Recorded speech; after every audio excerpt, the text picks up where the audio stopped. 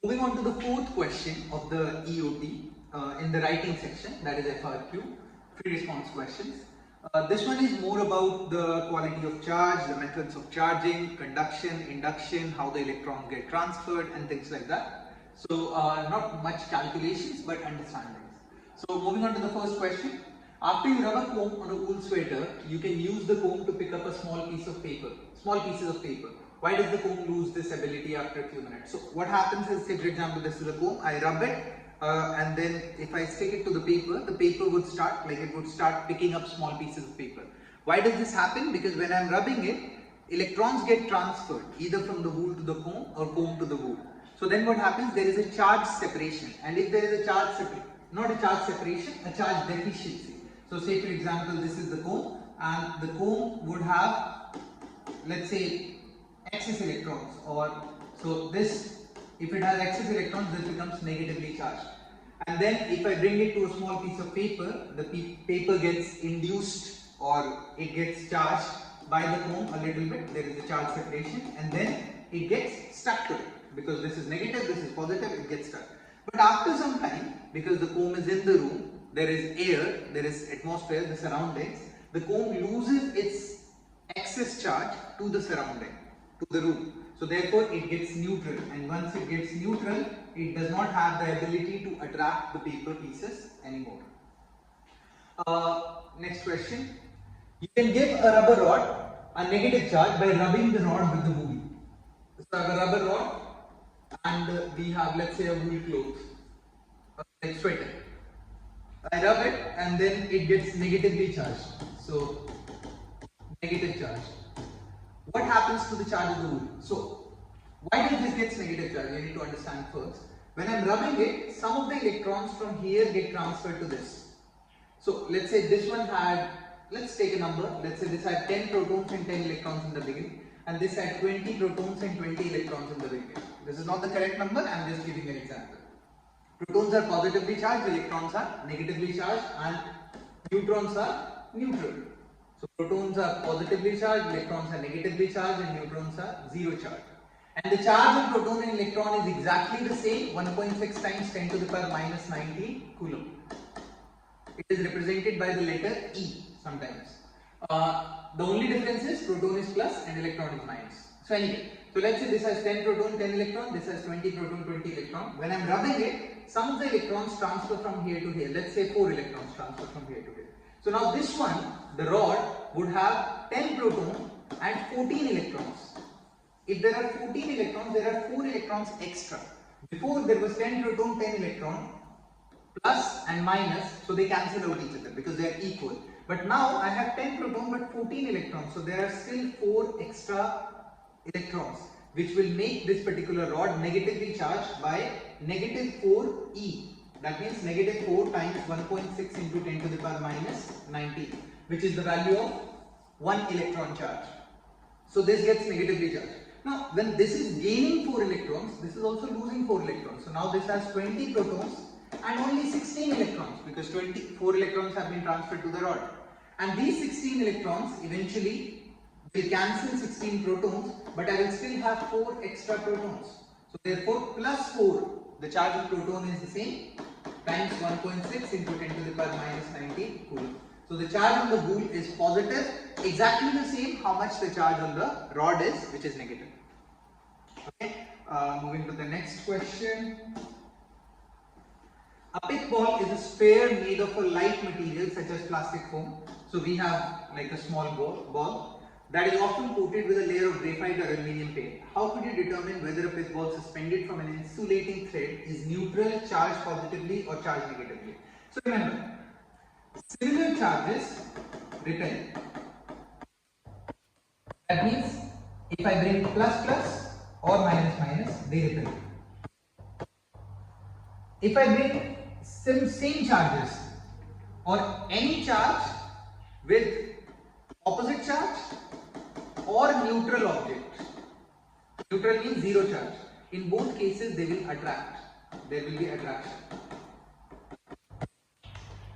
And same with the negative, if I bring positive charge or neutral charge, neutral, that means no charge, in both cases they will attract, there is attraction. So they are asking that if I have a fifth ball, I don't know the charge on this. So what I will do to find out what is the charge on this, I will bring a known charge. That means something which I know already that it has a charge of negative or positive. So let's say I bring a negatively charged object. Negative charge object, I bring close to it. If I bring close to it, if the negative charge object, after bringing the negative charge object, if this object goes away, therefore this is negative.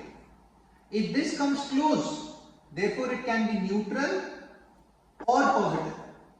It can be both neutral or positive. So if I get on this situation, first part is done, it is negative, over. But if it comes to attraction, if it attracts, so then it could be neutral or positive. To find out whether it is neutral or positive, now I will take the negative away and I will bring positive. If I bring positive and there is a repulsion, then it goes away. So therefore it is positive. But if it is still attracting, therefore the object was neutral. So these are the three situations which you have to figure out by bringing a known object close to the unknown charge object. Question 5. An apple contains approximately 10 to the power 26 charged particles. Why don't two apples repel each other when they are brought together? So what happens is, usually in a material, the number of protons and the number of electrons are equal. When they are equal, the net charge, because the net proton charge and the net electron charge is same, so the net charge is 0. And if the net charge is 0, therefore they cannot attract or repel each other. Moving on to the next question, charging a conductor. Suppose you hang a metal rod from silk threads. So you have a metal rod, you are hanging from a silk thread. Silk is neutral, that's why they are using silk. So this is a metal rod. Metal is a conductor, so that the rod is electrically isolated, that means nothing is touching. You then touch a charged glass rod to one end of the metal rod. So I have a glass rod and I touch it to one end of the metal rod. Describe the charges on the metal rod. So what happens is, let's say this is a glass rod, this is negative, and I touch it here. Then the charge which is here might get transferred, a little bit of it, not too much, a little bit of charge might get transferred from here to here and will get redistributed on the metal rod. So it will get uniformly charged, but with a very little charge, because this charge from here will not come, because glass is an insulator. Glass is an insulator, so therefore it would not allow the charges to move on the surface. But the charge which is here, this would get transferred quickly on this part, and therefore it would become slightly charged, not too much. Question number 7. You can charge a rubber rod negatively by rubbing it with wool. Rubber is an insulator. What happens when you rub a copper rod with wool? See, copper is a metal. Metal, it's a conductor. So if it's a conductor, you're holding it. And if you're holding it, then what happens? Even if it gets charged, because of the contact of your hand, the copper rod will move all the excess charge. Therefore, it will still remain neutral. It will not get charged. In case of rubber, what happens? Because it is an insulator, so it does not transfer the charge to your hands. So therefore, it becomes charged. With metal, you need to wear some gloves or something if you want to charge a metal, so that it does not transfer the charges to your hand, because your hands are conductor. Charging by induction. In an electroscope being charged by induction, what happens when the charging rod is moved away before the ground is removed from the knob? So if you see here, let's say this is a situation, I bring a charge rod here. Let's say this is plus. So all the negatives will come close, all the plus will go here. Now if I connect it to the earth, then what happens? All the positives get transferred here. Basically electrons come, but imagine like all the positives get transferred here. Now I move the rod, so only negatives left, so therefore it becomes negatively charged. But what happens if I move the rod before the conduction?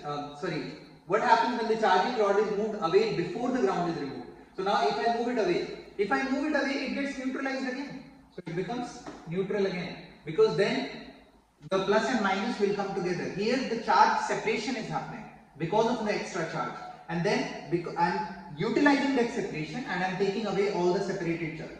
But here, if I take it away, there is no charge separation, so therefore it would not be charged. it would become neutral basically if I keep it connected to the earth.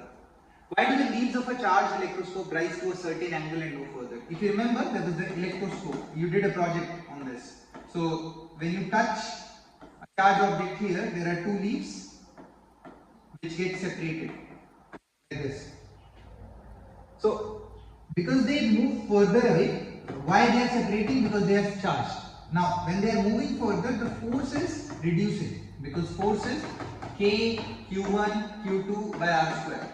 And if force is reducing, because distance is increasing, if distance is increasing, force is reducing. And if force is reducing, then what happens? There would be a point when the gravitational force would balance the electrostatic force between them, and then they will not be able to move any further. So that's why they stop after a certain angle. Because the gravitational force, the component of a gravitational force, balances the electrostatic force. Going to the next question. Question 20. What properties explain how both positively charged objects and negatively charged objects can attract neutral objects? Charge separation. Charge separation. So, let's say this is a balloon. It is neutral, have no charge. I bring a positively charged object close to this. So if I bring a positively charged object, then what happens? All the electrons come this side and all the protons come this side. Basically positive charges come that side. It's holes usually. So there is a charge separation. So now this negative and this positive, they will attract each other. So there is attraction. If I bring negatively charged close to it, negative, and this is a balloon, positive will come here, negative will go here, negative positive will still attract. So because of the charge separation, neutral objects always attract to the charged objects.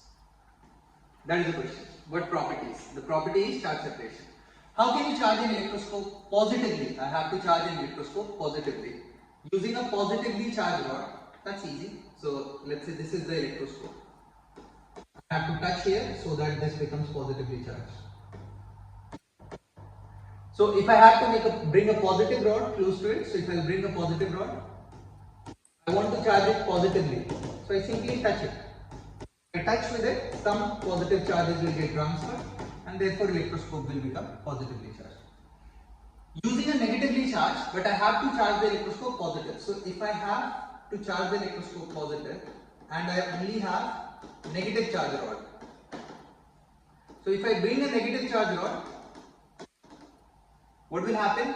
This negative charge rod, if I touch it, will transfer negative charges. But I don't want negative charges. I want positive charge.